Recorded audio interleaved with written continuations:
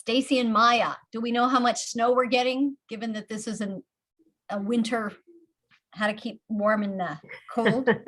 I've heard different forecasts. The last time I checked, it was 12 inches, but it changes. So maybe tomorrow before we go out, we'll see. I'm not going out when it's 50-mile-per-hour winds. So No. I've gone out and actually done giant bubbles in the snow, and it's great. But if it's too windy, you just can't do that. Yeah. Hello, everybody. I'm Susan Fox. Thank you for joining us today. I'll tell my one anecdote. When I moved from Southern California, and before that I was in Florida, I was teaching college at Western Michigan University, and very cold. My hair was wet, and somebody said, "Don't go outside. If your hair freezes, it will break off."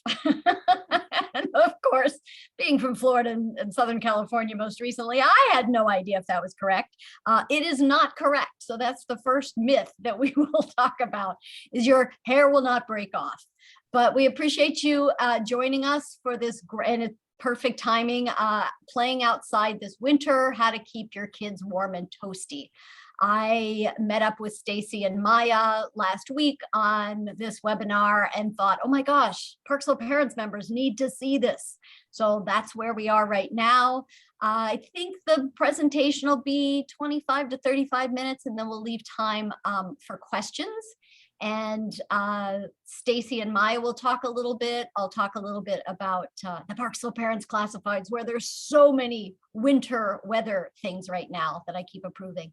And then we will have questions and answers. Feel free to use the chat or the question and answer for questions. I will be, Talia and I will be monitoring that. Talia is helping out from Parksville Parents. Let me turn it over to you guys, and I will let you go. Thank you for joining us. Yes, thank you very much for joining us. We're happy to be here today talking about playing outside in the winter weather. I'm Stacy Boyd, mom to two boys who are 6 and 15. I'm a play worker, a book editor, and the founder of Brooklyn Wild. And presenting with me today is Maya Bromley Dolfano, who is the lead play worker and the toddler whisperer at Brooklyn Wild. She's been a nature educator for several years with organizations like the Queens Botanical Garden and the City Parks Foundation. Brooklyn Wild is based in Sunset Park, and we're in our 4th year of operating classes and workshops that get kids and families outside and playing. I'm going to talk a little bit about what we do before we jump in. I started Brooklyn Wild to offer a space and time for city kids to lead their own play without too many adults, together, outdoors, and to have that kind of place for my kid too. To make that space, we use Playwork, which is an approach out of the UK that supports and extends play without judgment. But the more that I've learned, the clearer it has become that nature access and time for free play are essential, not just for kids, but for everyone who wants to connect with others and to connect with the world. So we offer, and to be curious and creative and work through difficult problems in a healthy way. Play can really do all of those things. So we offer programs that touch on all age groups. We have toddler play groups that are a forest school style for older 1-year-olds through young 4-year-olds. We have adventure play after school classes, summer camp, which we just opened registration for. We have school holiday camps, and in those we mix adventure play and nature play with field trips to local parks and beaches and forests. So all those classes are held outdoors, rain, shine, or cold, in the spirit of forest schools. And we also do birthday parties and school and community play events where we bring the materials, also known as loose parts. We do setup and cleanup and do an hour or more of play guided by trained play workers. We also provide adult and family workshops like these on topics that are related to play, like screen time balance, homework strategies, and supporting free play at the playground and at home.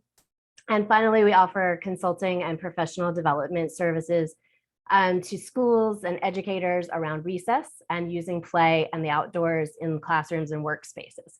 But today, we are very excited to bring you our tips to get your family out and playing in the winter weather that is coming today. I'm going to talk about what we're going to talk about today. So this is our agenda: why winter play is great, how to read the weather, layers, what to wear, when to wear it, and some troubleshooting tips, how to stay warm and have fun, how to create some coziness when you get back inside. And then, as Susan said, we're going to end with some resources and some time for questions. So let's jump right in. There are so many reasons to get outside and play in the winter. Physical health is definitely boosted. So when you play outside, there's more space to move and more ways that you can move. So from running, jumping, climbing, sledding, making snow angels, kids need at least an hour of play outside and physical play, according to the US government. But according to many occupational therapists, including Angela Hanscom, who is the author of Balanced and Barefoot, they actually need a lot more than that, several hours a day. And your tiny apartment means it's best to go outside. Another reason outdoor play is great is COVID safety. So all the variants are less transmissible in well-ventilated areas, and you can't get more well-ventilated than the great outdoors. There's also more space to keep your distance from other people, even when you're playing together. It's a good boost to mental health as well. So even just being in a green space near street trees or by a pond in the park has been proven to decrease stress levels and improve focus. And spending time outside, no matter the weather, even if it initially feels uncomfortable, has also been shown to improve mood and mental health and your outlook. It's also great for having a varied environment. So being outside engages all your senses without being overwhelming. And there are lots of loose parts to inspire ideas for play. It also fosters resilience and joy. So resilience is all about knowing that you can do hard things. So you can get through that mild discomfort of playing in the rain or in the cold and get to the pleasure that comes afterward. Nature also challenges us and shows us small wonders that we would not have seen if we had not ventured outside. So a couple of weeks ago, my family and I went on a hike to the Neversink Gorges, one that we've done a couple of times before. It was 19 degrees and we encountered the same path that we've been on, but totally transformed by ice. There were ice waterfalls and a river rushing underneath ice and ice that we could break. It was like being on another planet. It was amazing. Also outside, low-cost activities abound. So there's running, building, collecting, storytelling, pretending. The options are endless and all free. And we'd love to hear some of the fun things that you like to do if you want to drop it in the chat. And I'm going to pass it now over to Maya, who's going to tell us how to read the weather. Thanks, Stacey. All right, so I personally love taking winter walks, and I'm excited to hear what you all like to do in the winter too. So you know you're excited to take your kiddos outside, but it's going to take a little planning. So you're trying to coordinate several schedules, and in order to do so, you're going to have to look at the weather forecast. If you're like a lot of people, you might get your weather information passively by listening to the TV or radio. You might even go onto weather.com for a forecast. We want to mention that most weather media is actually sensationalized, and winter hype is real, especially in New York, where it only snows a few times a year. Be mindful that the weather person is summarizing 24 hours of weather into a few seconds of airtime. This can be misleading if you only want to know what it's going to feel like for a few hours outside. NOAA, the National Oceanic and Atmospheric Administration, says that the 7-day forecast is only accurate about 80% of the time, and a 5-day forecast is accurate about 90% of the time. So the good news is that you can still get a solid idea of when you might be able to go out and play if it's within that 5-day window. Just remember, it's better to check the weather the closer you are to the time when you're going out. Keep this in mind when you read a local forecast. We actually really like to use weather apps for the most accurate forecasts. We like to use Weather Underground and Dark Sky, and you can usually find weather stations right near you. So weather underground is free and it has radar and is pretty consistently accurate for thunderstorms and different types of precipitation like rain or snow. And you can see here, this is a picture of Dark Sky. Dark Sky app is it's $3.99 for the hourly forecast, but you can get a family account that you only have to pay for once. It's really great for knowing when wind or rain are coming, so you can squeeze an extra playtime or make it to shelter before you get dumped on. It's personally saved me several times. So over here, you can see in the picture that it shows the feels like temperature and then precipitation, real feel. It also shows wind chill and precipitation by the hour. So what information specifically should you use to decide if it's too cold to go out or what to wear? Can I get the next slide, please? Thanks. So when you're reading the weather, using those apps or looking at the forecast, we recommend that you focus on the radar. The radar shows which direction a storm is moving and when it's going to hit your location.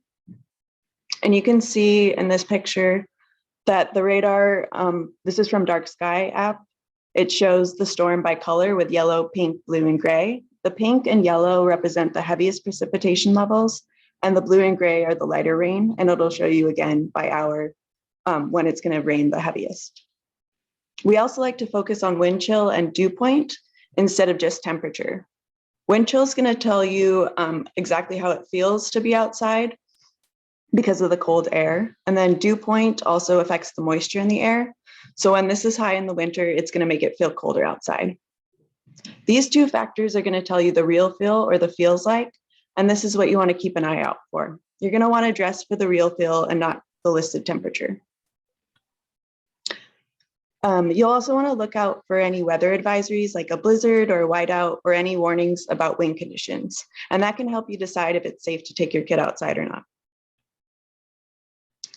This is one of our favorite resources. It's a chart from the Iowa Department of Health. It gets very, very cold out there, so we find it's pretty reliable.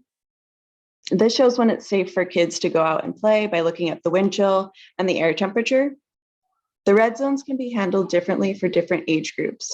So often older kids who know how to keep their gloves and hats on and who are running around a lot harder can play in the lower temperatures than littler ones. And it's also helpful to remember that you don't have to be deterred if it's in the yellow zone, that you can still go out, but just shorten the periods of time that you go out for. And that's going to bring us back to Stacy for how to dress in these cold temperatures. Yeah, so now we're going to talk about layers. So I am from Georgia, where winters are not that cold and snow doesn't happen that often. But a secret that I learned that changed how I felt about winter and how I dressed was to think about creating a big warm bubble of air around yourself. So think about closing up any holes at the neck, wrists, or ankles. You want to put layers on your core to make that bubble larger. You want to have thick boots and thick socks because then your bubble between your foot and the frozen ground is larger. And that's why mittens keep your hands warmer than gloves, because your fingers are all in a larger bubble of air than they are when they are separated individually in a glove. The other secret is to stay dry. So water actually breaks that bubble of air and it brings the cold right up against your skin, which can bring your body temperature down really fast. And that's one reason that playing in the cold rain actually feels colder than playing in the snow sometimes, because you get wetter faster. So you want to stay dry inside your layers, which means to have warm underlayers that sort of wick away the moisture as you get heated as you're running around. But you also want to stay dry on the outside with waterproof or water resistant outer layers. And finally, you always want to err on the side of more layers, because you can always unzip or unbutton or take off gloves and hats if you get too hot. If you keep your core warm, that actually helps keep your extremities warm. And then if you keep your extremities warm, that will keep you comfortable for longer while you're outside. So now I'm going to show you this great little picture of a bundled up person. So here's an outline of all the layers that you'll want to have on hand. So we have base layers, which means the layer that's closest to your skin. These could be PJs, they could be heat tech or thermals or long johns, something that is right up next to you and wicks away that moisture. Not cotton though, because it doesn't do a very good job of wicking. You want to have middle layers, which could be a long sleeve flannel shirt, a sweater, a sweatshirt, thick pants. And then you want to have outer layers, which is your warm jacket with a lining and your snow pants. And those are the ones that are water resistant. You also, in the colder temperatures, want to cover up all those extremities, the head, the hands, and the feet. So for the head, you want to cover the ears, the nose, and the mouth in most cases when it's really cold. This picture is missing a scarf, but has everything else in place. So if you don't want to worry about retying a scarf or losing a scarf, you can use a balaclava, which is kind of a hat scarf combination. You pull it over and it covers your mouth and nose. It also covers your neck and your head. Or you can use a gaiter, which we are familiar with from using it as a face mask in the past. It's just a tube of fabric that goes over, and you can pull it up to cover your nose and mouth, but it doesn't cover the top of your head. For your hands and feet, you want an inner layer that is warm and an outer layer that is waterproof. So you'll want wool socks and thick boots. So again, you're thinking about that bubble. You're making the bubble bigger. For your hands, you want to have knit mittens and then maybe waterproof mittens with a long sleeve so that it's there's no gap in your wrist. And then once you're out and about a few times, reading the weather, putting on all the layers, you'll begin to know your own need for layers and what feels comfortable to you. Some folks do run colder, some run hotter. But in general, if you don't know what your situation is and you want to experiment, here's kind of a guide. So if the real feel is 40s down to about freezing, you might not need base layers, especially if you're going to be running around and active. From about freezing, which is 32 degrees Fahrenheit, to the mid 20s, you'll probably want all the layers. You might end up taking some off when you get outside and you get warmed up, but you want to start out with all the layers. And then below the mid 20s, you're going to want all the layers plus some of the warming tactics that we're going to talk about later. And you want to use a bit of caution. So you want to watch for the first signs of being too cold. So that's red hands, red ears, and red noses. So if they're red, cover them up and then encourage moving around. If the red extremities become white, that's a danger sign. That's the first sign of frostbite. It's not a big deal. If you see it, you just get warmed up. But if you see it and you can't get warmed up, that's a problem. So if you do see the red become white, that's a sign that you need to get inside. If your child is shivering or they have blue lips, then cover them up, get them to move around, use all those warming tactics. And if after a few minutes they're still shivering and their lips are still blue, then it's time to go inside and get warmed up. So now we're going to talk about troubleshooting. Okay, so one challenge that we hear a lot from parents is that putting on all the layers and getting out the door is really hard. So here are some tips that we've used. I've used these for my own kids, and Maya and I have both used these for classes to get everybody geared up. And Susan also shared some advice from Park Slope Parents members for ways that they get kids out the doors too. So you can make it a game or a song. So I think Maya has used her hat as a puppet in the past. I have made a game where boots eat the feet. We've made it a competition, a race, who can get dressed first. You can kind of sing what you're doing. It doesn't have to be a real song. It can just be singing along to the things that you're putting on. And sometimes making it fun is all you need. You can say what you as the grown-up are willing to do, right? I'm here to help you for the next 5 seconds. After that, you're going to have to put it on all by yourself, or I'll put on this sock and you can put on that sock. You can think about the fun that you're going to have ahead. So if there's something that your child really likes, like sledding, or they like the hot cocoa that you have afterward, you can just talk about that while you're getting dressed. Like, oh, it's so exciting. We're going to get to do all these things once we have our layers on. You can try the coat trick. And I think Susan's going to pop that video link in the chat, where the coat is on the floor and you stick your hands in and throw it up behind you so that toddlers can put their coat on by themselves, because sometimes a little independence is really all they want. They want to decide, make it feel right for themselves. And so that could work. Another way to go might be natural consequences. That could be opening the door and letting them feel the air before you start to get dressed. Yeah, it really is cold outside. You might want to let them go out the door without a coat, but bring the coat and hat and scarf and gloves with you. And as soon as they start to feel cold, they might be more open to putting on all those things. You may also want to offer choices. So maybe you have 2 different kinds of hats or 2 different kinds of mittens, and they can have a chance to choose what they want to wear. And finally, not on this list, but I think goes with all of these, is patience, just a lot of patience, because they may change their mind about what they want to wear. If you're letting them put on the snow pants themselves, it can take a while. You may have to go to the bathroom right after everything is on. So just what I tell my kids, pull your patience out of your pocket and get ready to put on all the layers. So I think I'm going to pop this over to Maya now to tell us all of the warming tricks that we use as the pros. Thanks, Stacy. So now that you know what to wear, let's talk about how to keep everyone warm. Some important things to keep in mind are to try and keep your core warm. Remember that air bubble. You can bundle up at the beginning and take off layers if you're hot. You can bring a thermos with hot water or tea and drink it halfway through. Bringing extra socks or mittens, as these get wet the fastest and can be uncomfortable or even too cold when wet. Change them out throughout your playdate to keep having fun. You can try insulating your seat, so you can sit on a towel or a blanket with a plastic bag underneath to keep you from getting wet and keep you from a little bit off the cold ground when resting or snacking.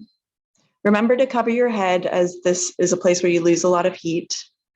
Eat lots of food, because the metabolism boost will help keep you warm, and keep it moving and active, but kind of calmer in the beginning to avoid getting too cold from sweating later on.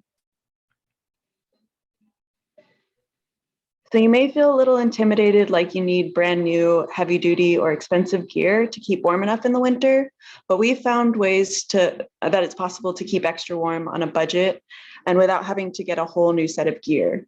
So go to your closet and look for what you have there. You might have some old sweaters, look through some of your old clothes. You can shrink down old wool sweaters in the dryer for a kid size fit. You can use PJs or tights to double as long johns for base layers. You could try thin socks for mitten liners. And you'll also want to look through your closet and keep an eye out for materials like flannels, wool, polyester, or nylons. These are going to keep you warmer than materials like cotton. Check out any rain gear that you have and use this gear for a whole nother season. You can rethink your rain gear by lining your boots with adult socks for a warmer fit. And layer your winter clothes under a full cover rain suit to keep dry. Hand warmers are great. Don't forget hand warmers for yourself too. It makes it very difficult to help with zipping and unzipping if your hands are numb, so you want to keep those fine motor skills working. You can buy a pack, or you can even make your own pair of hand warmers with scrap fabric, double-sided tape, and dried grains. You just pop them in the microwave for a minute before you go out, and that'll keep your pockets warm for a long time.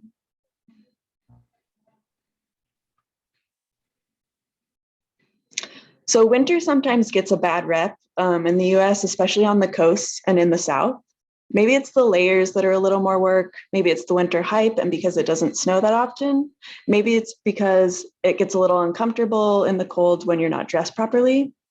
But approaching winter with an open mind and appreciating its unique look is the first step to having fun. And now that you know how to dress and read the weather, you're ready to go. Spring, summer, and fall feel easy because everyone goes out, and we were all taught from a young age what to wear and what to do in the warmer months. So if you think about summer beach trips, there's actually a lot that goes into it, like sunscreen, sandy messes, hats, swimsuits, and yet it's celebrated. So now that you know how to handle winter, it can be easier too. It's all in how you feel. If you're excited for it, it will lead to a better experience for you and your kid. Think about the cool parts of winter. There's different animals that are out, different stars in the night sky, and different lighting. Embrace it. Let your child lead. They often know the best way to fun. Follow them and see the outdoors from a new perspective. Try playing some games, especially active games like tag, We like bubble chase, looking for animal tracks, snowball fights, or snow baseball, snow hockey, any of the snow sports. Those are all super fun and they'll keep you warm. You can try building things with sticks and snow to make forts or caves. And you can even build your own sleds or sledding hills. When you are sledding, you can try using repurposed material like cardboard or garbage can lids to have a sled anywhere. Bring paint or food coloring to spruce up the monotone snow landscape.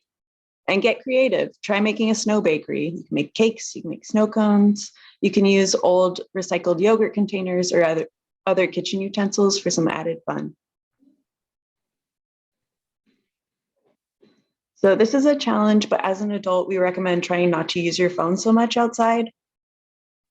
So some ways you can do that is to join in on the fun with your kids. You could carry a ball or something else in your pocket to keep your hands busy. You can collect something like sticks, leaves, cool rocks. You could watch clouds, do yoga stretches, or meditate. And just a reminder, winter can still be fun even if there isn't snow. You can get all dressed up and ready to go out in the snow or without snow. And we like to do things like pulling sleds on the mud, making mud bakeries, and doing recycled art too. So there's still lots to do even if it doesn't snow. I'm going to pass it to Susan so that she can tell you about some sledding safety tips. Okay, here we go. Thank you so much. That was super duper helpful. Over the past, we're turning 20, Parksville Parents is turning 20 years old, and when it snows, sometimes the Prospect Park Alliance has setups where they give out free hot chocolate, and we'll post that to the group if that happens this weekend. But we also get emails about, we were at the sledding hill today and it was really dangerous. So we put together some sledding tips, and I just wanted to go through some of those things. And I also wanted to say, we've put all of the different links to a lot of different articles. My favorite is, if you look at this picture, you can see that if you were to go at the bottom to the bottom of the hill, you might get snow up your boots. So what I do is I take a plastic bag and I put it, for my kids and for me actually, and take a rubber band, not too tight obviously, but you put it, you make a little an ankle gaiter, and that will keep the snow. Because you go out in the snow and they make their first step in 6 inches of snow, they get snow down their boots, they break that bubble, love the idea of the bubble, and you're kind of done for. I don't know if you said this, Stacy, but the other idea is to bring an extra set of mittens, an extra set of socks, because if they do get there, so that's a way to swap that out.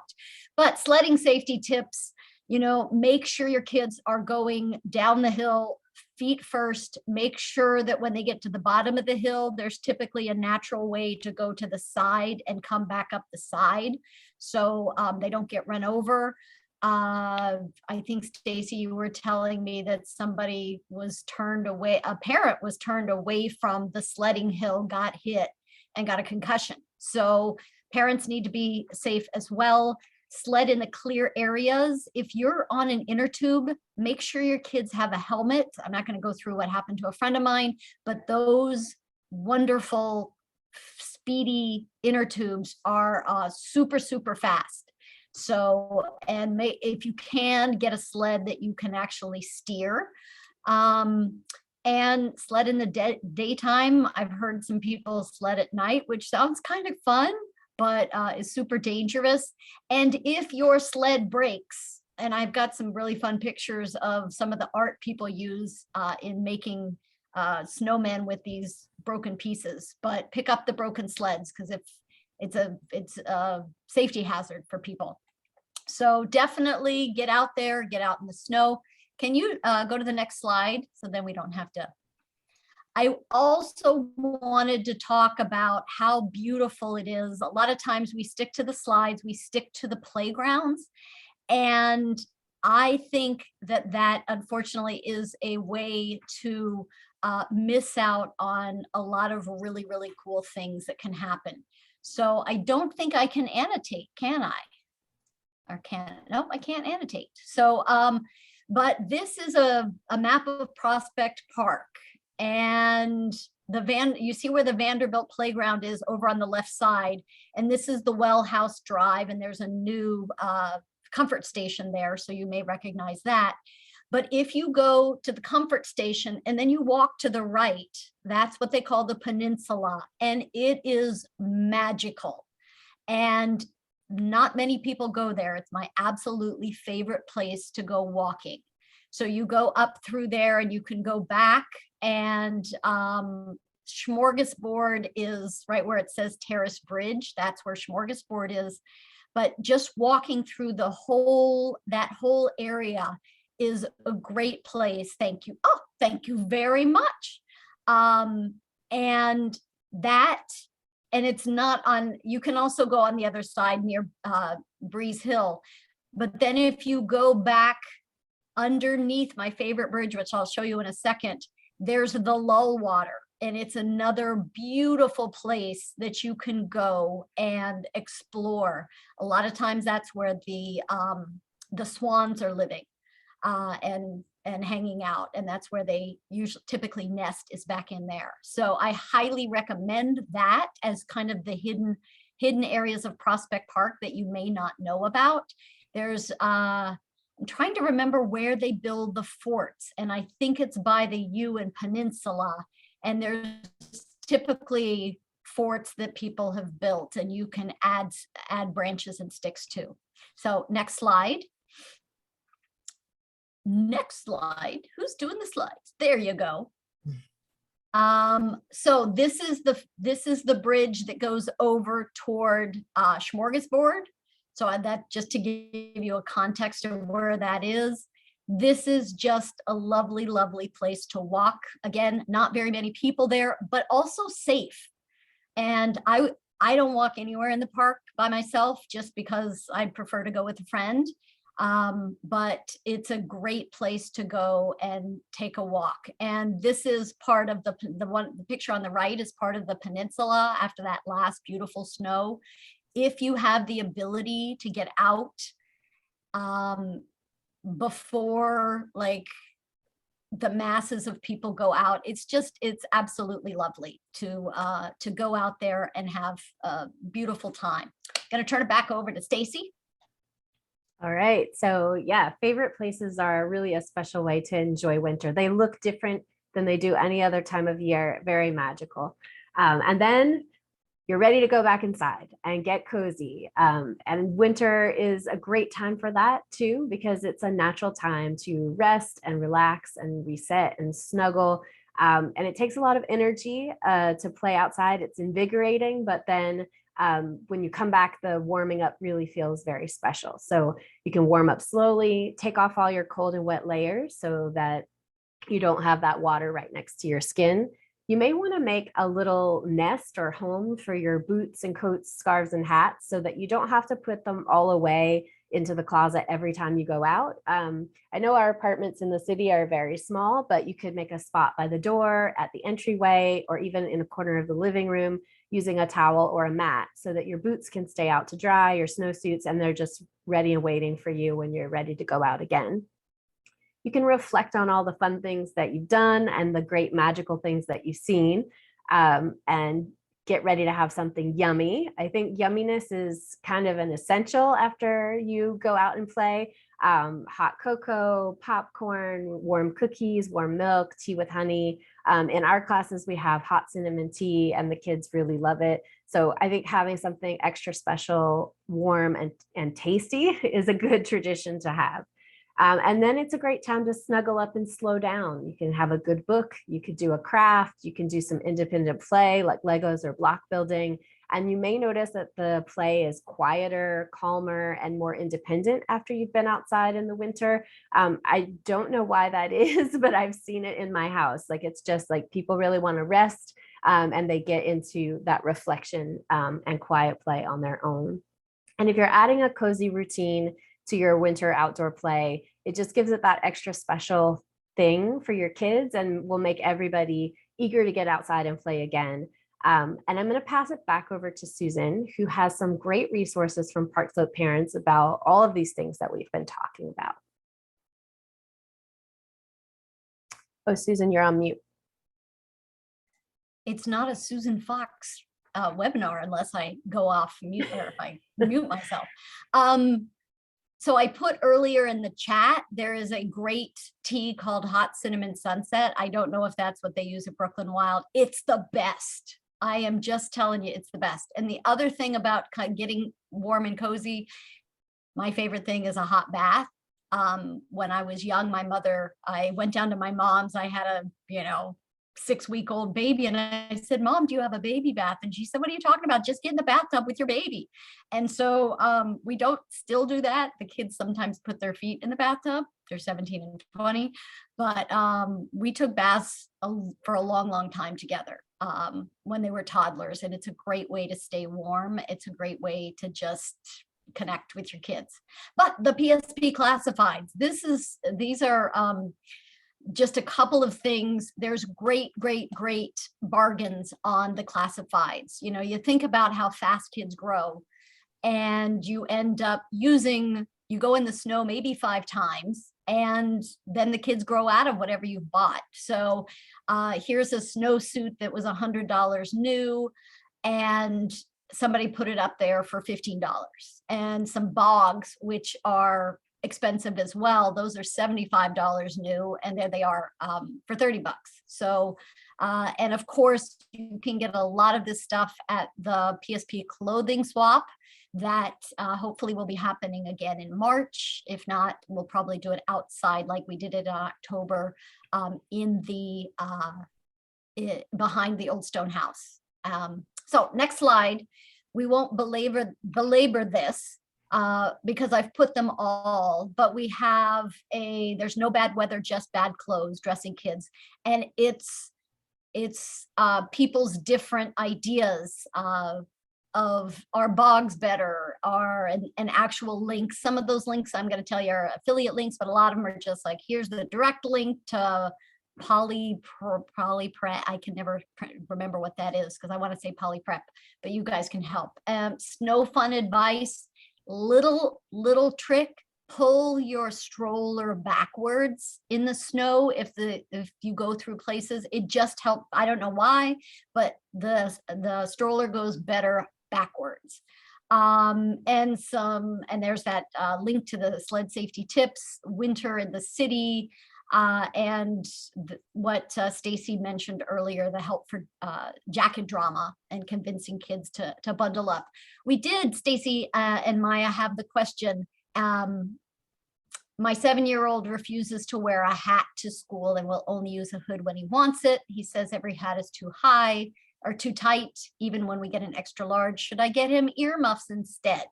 He does have a decent hood on his jacket. So that was a question that came up that I wanted to mention. My kid is the same. He hates hats. He would also not wear earmuffs. I think that the hood, I've actually used it myself. The hood would be fine. I think the trick is to make it tight. So if you can Velcro it, or if it zips up all the way, or if there's like a pull string, if you can pull it tight so that the ears don't get too much wind, then it should be fine. And you can always just check and see if the ears are cold. I mean, if they're red. And if they're not red, then he should be good to go. Excellent. All right.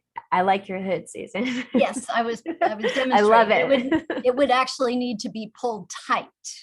Yes, like what you are demonstrating right now. Yes. So I'm going to move on to our last little piece of information here. Winter play is really fun, but we're fans of all seasons at Brooklyn Wild, and spring is just around the corner. So we have opened registration for all of these classes that you see here: the spring toddler and after school, the June 9th holiday, the summer camp. And I think those links are going to be shared in the chat. You can also find them on our website, where you can sign up for our newsletter, which can give you early access to registration and sometimes some discounts. And before we close the presentation for today, we would really like to know how you feel now about playing outside in the winter. I think there's a poll that we can put up here. Now that you've learned all of these tips, let us know how you're feeling. Are you more likely to take your child outside this winter than you were before? Do you feel more confident that you can stay warm enough outside? I think not staying warm necessarily, but saying, are you warm enough, right? And do you feel like you can have more fun in the winter weather? We hope that you do, and that you have some tips that you were able to take away today. So I thank you for your feedback here and for joining us today. And we are happy to answer any questions. I think we're going to move over to the questions slide. Oh, I think whenever the poll is done, we'll do that.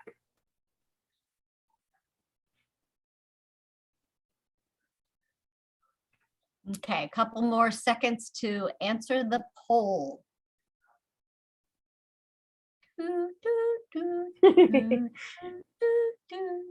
Oh, and the woman from Jeopardy! Oh, She was right. dethroned yesterday. I heard Big about that. news in the Jeopardy world. Between that and Wordle, it's been an amazing week. Okay. You want to close that poll for us? Talia, Thank let me see if I you. can. Oh, let's share those results. Oh, nice. All right. It's looking like people are feeling more confident. That's great. I'm so glad. When I say I love winter, I don't want to be alone. I want more people to love winter too. I also love a good bath, I have to say. Yes. Okay, yeah, it's moving true. on. It's true. And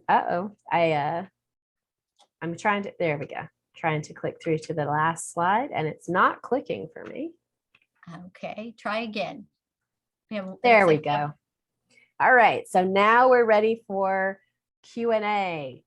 We have another question. Sure. Can you share some recommendations for younger babies that aren't walking yet and therefore cannot warm up through movement? Ooh, that is a very good question. So lots and lots of layers is good. If they are in strollers, I was just reading that like lamb's wool or some kind of wool covering that they kind of sit inside of in their stroller can help them stay warm. Covering all the extremities like we talked about, and then just being extra cautious with checking on those red noses, ears, and cheeks even. And also, I guess if you do some baby wearing, that's another great way to keep your little non-walkers warm because your body heat is sharing. Maya, I don't know if you have any other tips that you want to recommend.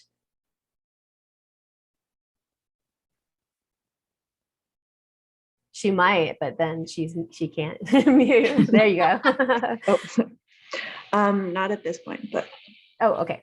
Awesome. I guess the only other thing that I would add, which is just if you have pets, when you pick out your stroller bag, be very careful because some of them are pet hair magnets and others are like, I had one that was like, it was lamb's wool on the inside, but some kind of felty kind of thing. It was like I had rubbed the floor with the stroller bag. And so I had to get one that was more like a down coat with the kind of nylon on the outside. That would be one piece of advice on that. We do have one other question.